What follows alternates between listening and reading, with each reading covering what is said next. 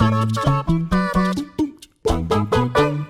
everybody, welcome to WhatCulture Gaming. I'm Scott, joined by Ewan. Hello. Barely containing himself. I've just got so much Arkham theories. Might be finally happening, although it almost definitely is happening. These are all sorts of things to get to, which we will get to first, and then I'm going to tell you about Epic Games' tomfoolery. Cool. But for now, lather me in the Batman. Yeah, so even though you didn't invite me, you and Josh Brown didn't invite me to your news yesterday morning, I've been going through all the like there's so many theories that have come out after this whole Batman Arkham thing yesterday. Like there is just so much. There is so much. I've got paper everywhere, but I've been going through all the different symbols that they tweeted out yesterday. One of those ones on Twitter. The first one they tweeted in like ages. Yep. And they've got different organizational imagery here. Those are very sensitive notes, don't display on camera. And they have all these different organizations on. Yes. And I've been going through, I've been crunching the numbers, crunching the different symbols that have been going on.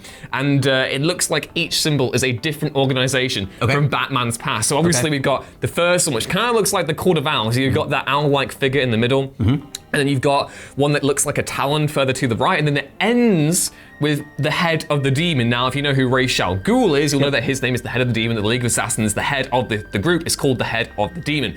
And this potentially lends theory to the idea that maybe we could be seeing some sort of inter-gang war going on between the Court of Owls and the League of Assassins. Obviously, anyone who played Arkham Origins and did the Lady Shiva stuff will know that she was kind of teasing the League's arrival there. Batman Arkham has so many different cults. You have the Order of Saint Demar, you have Dinkin Blackfire, you have so many different things going on. The other theory is that this is all just emerging into one image at the end. And obviously, anyone who's been keeping up with Batman recently, with the Dark Knight's Metal stuff, is that the Court of Owls are actually tied to a god called Barbatos, who is like this spiritual thing here.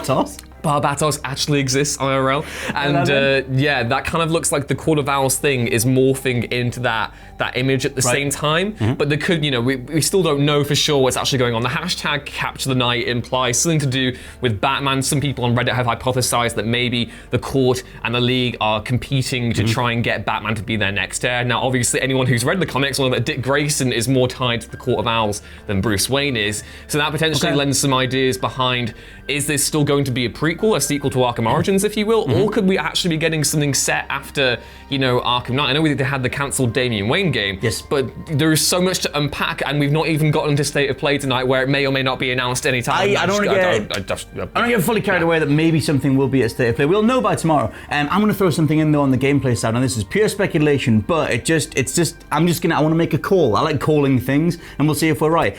So this whole Capture the Night thing, obviously they put it out, it was on the Warner Brothers Montreal Twitter account, alongside all the symbols and stuff. One of the original versions of Shadow of Mordor back in the day was a Batman game. The general sort of way that was going to play was that you would use Joker's like toxin or fear. I know Scarecrow is usually more associated with it. Joker-based compound to turn different gang members to your side, and you would work with different factions. Sounds ethical. Sounds lovely and ethical. At least it wasn't a Bat brand this time. But so you would use this Joker toxin thing to move different, thugs to your side. You would manipulate Gotham sort of factionally or whatever. And that sort of general setup was what that game was going to be. That became Shadow of Mordor. Same publisher as Warner Brothers though, and Warner Brothers were the people that pushed the whole orc microtransactions things in crates and buying different groups and trying to get the advantage over the different players and whatever in Shadow of War. My shout is that in the new Batman game, it's called Capture the Night because the Knight is a chess piece, and the general sort of the menus that were in the Shadow of Mordor game, when you looked at it, was like a chess piece. You were always moving them to try and get an advantage over people. So I think that this new game is that original design doc, or taking some ideas from it, and this new Batman game will be a war for Gotham based on the factions that you said, but you'll be able to take control of them or move them around or whatever, Shadow of Mordor, Shadow of War style. That'd be interesting. I'd love it if you're manipulating them, maybe not with the fear, the gas, maybe they'll introduce Matches Malone and Batman and his allies are infiltrating these different organizations and playing them against each other. Obviously Matches Malone is the mustachioed disguise that Bruce Wayne dons, and he wants to infiltrate different gangs and kind of do that. So we could be getting some double crossing going on. I'm curious to see. I was fully convinced that this was a prequel yesterday, but the more I read into it, maybe there is some of that skeleton of the Damian Wayne game that we thought was there. Maybe that's going to carry into it at some point as well. It's a fascinating idea going further, because obviously you had that really weird true ending with the whole thing with the Scarecrow gas or whatever and fiery Batman, and it was really weird and controversial and divisive, and I'm totally with the people who said it was a bit of a mess. Totally get that. The thing going forward though that Rocksteady tried to do with their DLC was that, we'll address a post-Batman world, and we got some of the Nightwing stuff, and he plays Harley Quinn and whatever. whatever. And it's like none of those things actually really went back to the core of what's happening in Gotham. It was like, I think the Nightwing DLC was set in Bloodhaven, so it was all a bit separate. The Nightwing one was set in Gotham because he goes to the GCPD building, but he's still within a place. You don't see very much. So I think if they're going to go back to that, what I would still say is Furtive Ground. I still think that for me that's more of an immediate story hook as to what the world is like post Arkham Knight. But yeah, in terms of gameplay, if I'm thinking the way that Warner Brothers do, they love their games as a service. They love plugging stuff into games. How would you make an open world Batman more dynamic and more of a service? You would bring across the mechanics from Shadow of Mordor. Into faction fighting, it makes sense. Yes, with the League of Assassins and the Saint Dumas and whoever else. And Court of Owls and stuff. Yes. Yeah. So that's my shout. And we'll see how it goes at State of Plays tonight, so we'll know more after tonight if that turns up. I don't think I can bear the heartbreak. I will be amazed if that's there alongside. That was legitimately 4,000 words of BS that I just typed up then, just for that one gimmick. Red strings.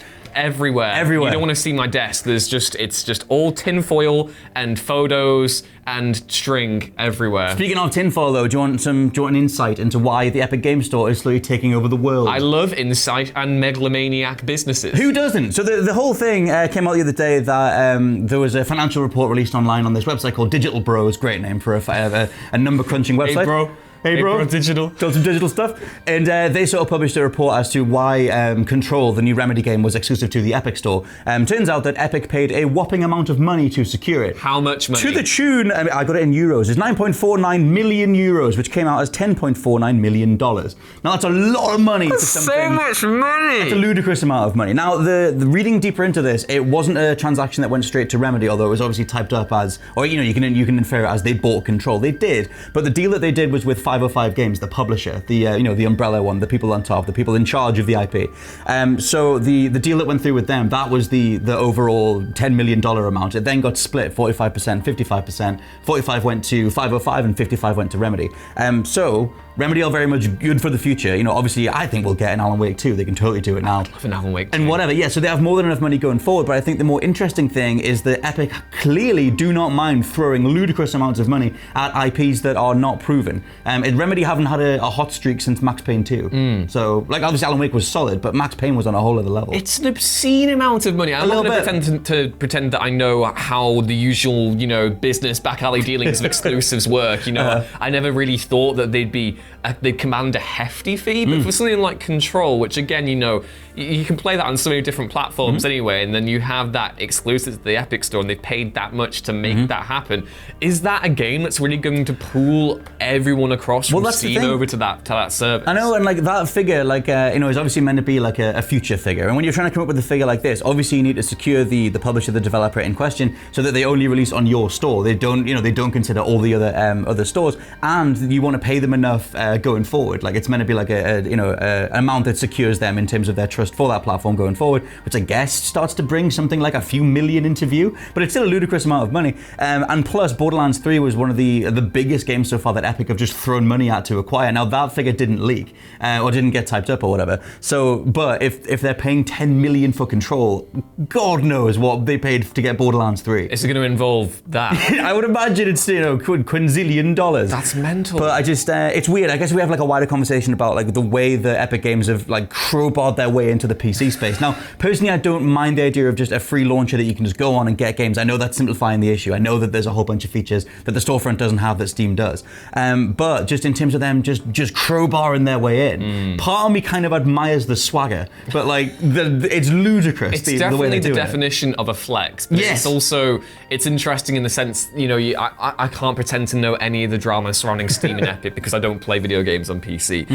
But to me, I've always looked at it as another launcher, as just having a different console. And that's, that's obviously you have your PC console and you have different things to go from there, which is, I think maybe I'm reading into that in the wrong way or whatever. But it's interesting to me in the sense that you have this, again, you have this company that is just buying to get into to actually competing. You could argue that before this, Steam had a monopoly on PC launches. So totally.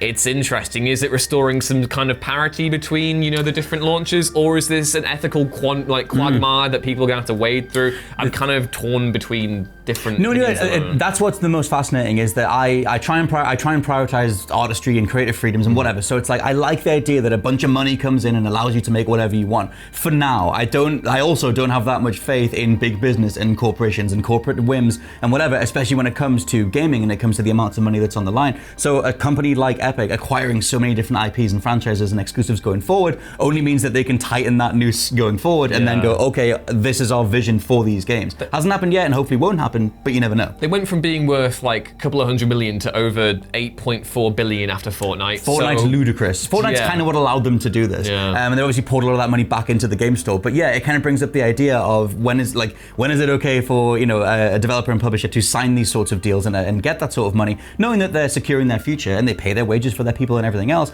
but they're then signed on with a company that has control over their exclusives going forward and whether that encroaches on their artistic freedoms and the games that they want to make. I do think it's fascinating, but at the minute it's all just in flux. But $10 million seems to be enough to sway 505 and Remedy. I mean, it would. I'd be there like, okay, well, we'll accept. Don't go into it. We can do Alan Wake 2. It's like, hey, we'll give you 10 million.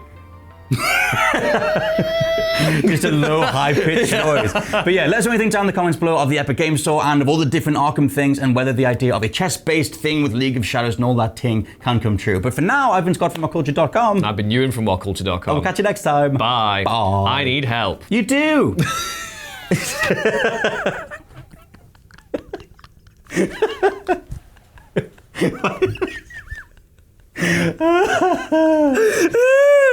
Just default to that tone.